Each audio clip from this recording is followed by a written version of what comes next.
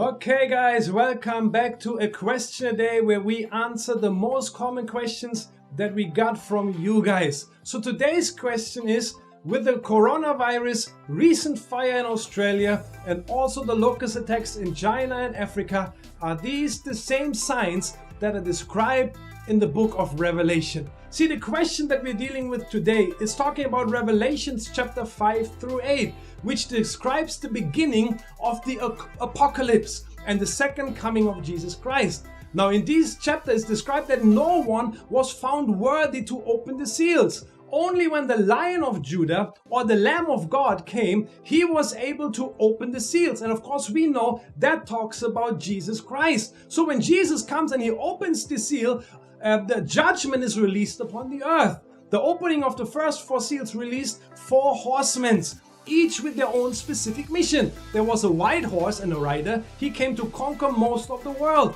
Then there was a red horse and a rider. He would bring great wars. Then there was a black horse and a rider, and he would bring great famine throughout the world. And number 4, there was a pale horse and a rider, and he would bring death and kill about 1/4 of the entire population, either by sword, hunger, or pestilence. Later on, angels are giving bowls of judgment also to be poured out over the earth. See, now if we get into that stuff, it sounds very scary, right? And there's one thing that we have to consider here. Over the centuries, people interpreted catastrophic events that they witnessed with their own eyes in their own lifetime as a sign that they are living in the end of days and that Jesus is coming back. So we are in good company if we think this is the end.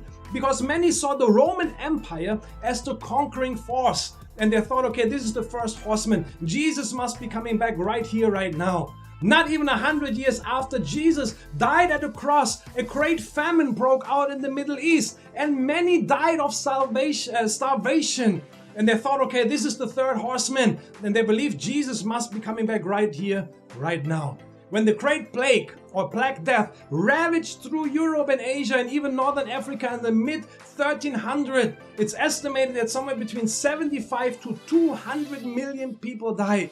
People thought, okay, this must be the 4th horseman, and they thought Jesus is surely coming back anytime now.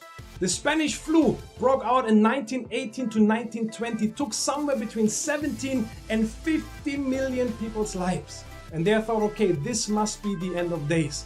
World War II took 70 to 85 million people.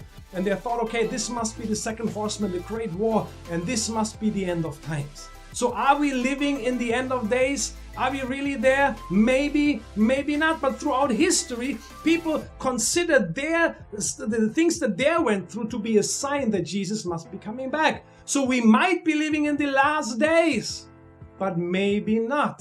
I know one thing for sure, and that is that no one really knows when the end will be. Because Mark 13 verse 32 says, but about that day or hour no one knows, not even the angels in heaven, not even the Son, but only the Father. So today we definitely are closer to the end of days than we were last year. But we will never know for sure when Jesus really comes back until he does. So for now then, don't focus so much on how much time we have left, but focus on what we are doing with the time that we still have.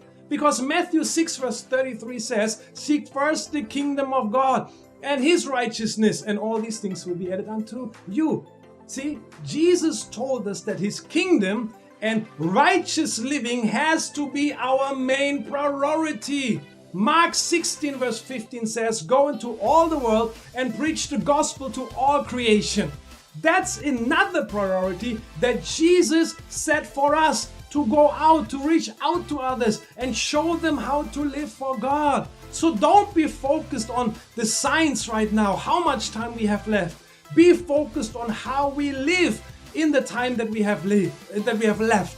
That we live for God, for his righteousness, and that we will reach out to other people, because that is the thing that Jesus set for us, the main priority.